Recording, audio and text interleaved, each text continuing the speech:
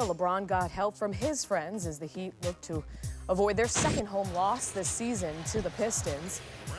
Now, on the first play of the game, James down low to Wade, puts the reverse slam in. James and Wade off to a good start. Second quarter, this was the play of the game. Look at that alley-oop. You got to look at the replay a couple more times just to appreciate the height he gets on that. 12.5 feet. We put a nice little graphic up there for you just so you can let that marinate. Serious elevation from James. And he wasn't done. Later in the second quarter, Wade, another alley-oop to James. Part of his 24 points. He also had 11 assists. Heat up by 6 at the half. Now in the fourth quarter, Wade would take over. Nice move down low, gets the lane, bank off the glass. Then later, Wade ices the game with the 3 from the corner.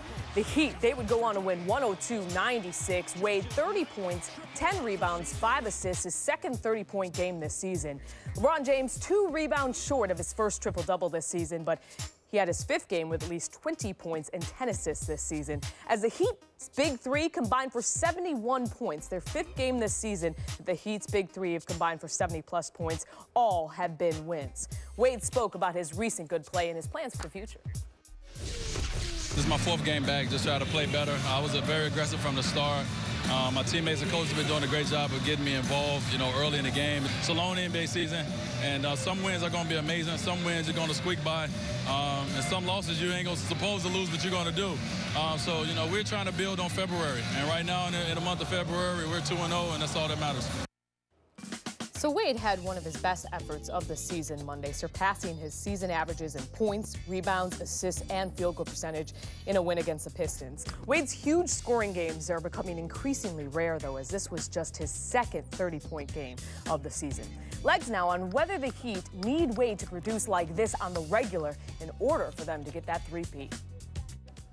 Well, this is the Dwayne Wade that certainly the Miami Heat want to see when you get to the playoffs. A 30-point night, very rare for Dwayne at this stage of his career when he's getting a lot of nights off. It's hard for him to find a rhythm consistently because they're resting him, making sure that he's healthy and fresh when the playoffs get here. But he had a little bit of extra pep in his step and got it done with a big offensive performance to help LeBron James out.